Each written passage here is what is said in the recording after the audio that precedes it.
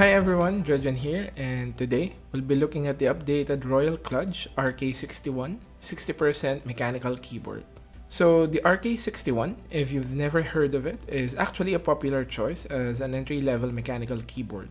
You can see it in sites like Amazon and Banggood that this has thousands of reviews, and the popularity is mostly due to one thing: its price. This keyboard is very affordable.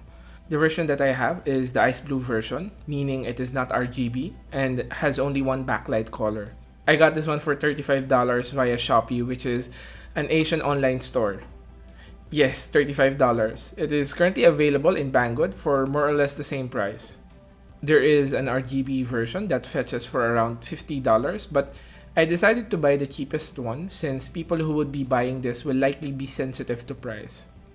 You can also get it in black if you prefer that. With that in mind, this review will not be a rundown of the best features, but a discussion of what the RK61 brings to the table and the compromises it makes to meet this price point. Here's the unboxing. So in the box, you get the keyboard, a manual, a rubberized USB Type C cable, and the keycap puller. This keyboard has been out in the market for a couple of years, and this 2020 they had an update. I did a bit of research, and based on what I saw, they upgraded from micro USB to USB Type C, though it is still a bit off center, and they now have Outemu switches compared to the RK branded switches on the previous versions. I'm not sure if there are still old versions in the market, so make sure you're getting the updated one before buying it.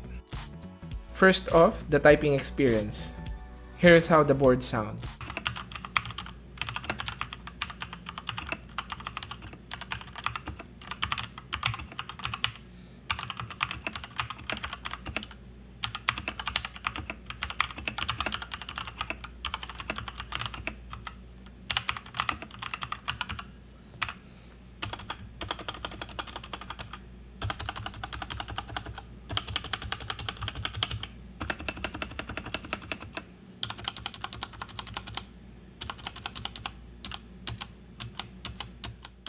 To be honest, I had very low expectations coming in, but I was actually pleasantly surprised.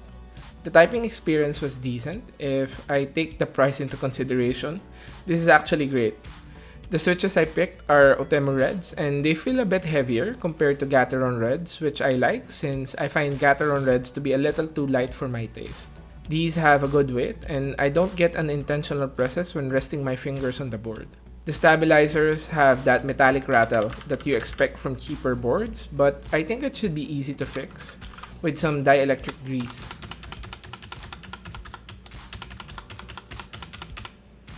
I actually made a video on how you can lube switches and stabilizers without desoldering.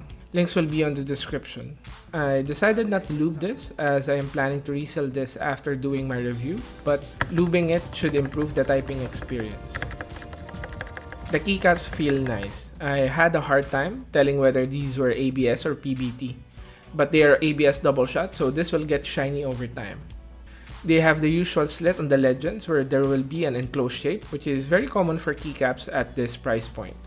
They are relatively thin, but again, at this price point, I can accept that. Moving over to the layout and design, this is a 60% keyboard, meaning you do not have your function keys, navigation cluster, and numpad. You can access those via function layer, which is activated by pressing the button and then the corresponding key. The secondary function is etched on the bottom of the face of the keys. I would have preferred if they placed these legends on the side of the keys, like the implementation on the Ant Pro or the Huntsman Mini. Doing it like this just makes the keycaps look messy and cramped. The arrow function is activated by default, meaning these keys are arrow keys out of the box. To change it, you would need to press function plus enter, but I prefer to have the arrow keys on as this is one of the things that I really miss when using 60% boards. No adjustable feet here, just 4 rubber strips. The board is inclined by default, and I think the angle is steep enough for a good typing experience. Beneath the board is the Bluetooth on and off switch. The keyboard is made of ABS plastic. The sides have a smoother finish, which I actually do not like. I think it makes it look cheap, but that's just my subjective opinion. There is branding on the right side of the board. Dear Royal Kludge, if you are watching this, please do not put this here. Most people buying a white keyboard want a clean design. This does not look good at all. Please move it beneath the board or just remove it entirely. On functionality, this is not hot swappable, which is expected at this price point. This can connect via Bluetooth and via USB Type C. You'll need to press and hold function plus Q, W, or E for first time pairing. After that, switching is a breeze. Connection was mostly reliable, but as usual with Bluetooth keyboards like this, you will get connection issues every once in a while. I used it on and off for a week and I had a disconnect for around 2 times. Quick nitpick here, I don't think you can distinguish whether the caps lock is on. Makes entering passwords tricky at times, so take note of that. For gaming, you would be better off using it in wired mode for a more reliable connection. The battery on this one is 200 mAh, though I saw some versions online with 1450, so I'm a bit confused as to how many versions there are. I have not yet drained this battery since my usual use is 9 hours of office work, in which I use it on Bluetooth mode, then I play games for a couple of hours where it is plugged and charging. I did have the non-RGB version, which I guess saves on battery, so your mileage may vary. As for reprogramming the board, there is a software available in the RK website, though I did not install it since it looked a bit sketchy and I did not need to reprogram any of the buttons. The backlight is good with a couple of onboard effects that is accessed by pressing function and backslash. This one just has light blue. It gets bright and gets the job done. If you prefer full RGB, then you can add around $10 to get that version. I personally recommend getting the RGB version, but if budget is a concern, this is okay.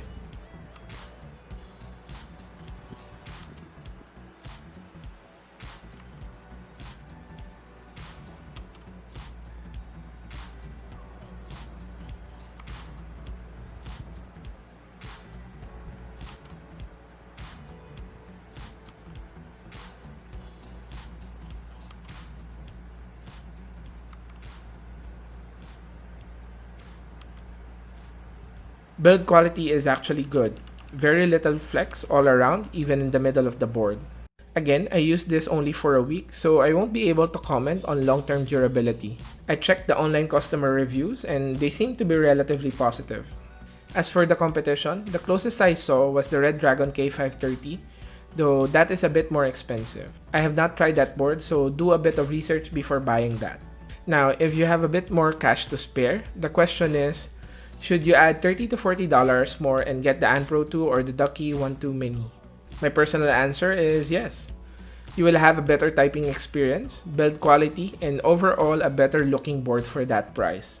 If you are looking to get into customization, you can get the Kemove Snow Fox. To close this out, I do think this is a good board for its price. This is a good entry point to encourage more people to try mechanical keyboards. The typing experience is decent and will be better if you lube those tabs. I do not like some of the design decisions here, especially that logo, but if you're looking for a keyboard at this price point, I think this is a good way to go. And the 2020 update just made this a better package. So that's it for this one. As usual, I will have non-sponsored links on the description. I have decided not to use affiliate links since it is a conflict of interest. I did buy this board with my own money, so if you want to help out, consider subscribing and liking the video. Thank you and see you on the next one. Bye!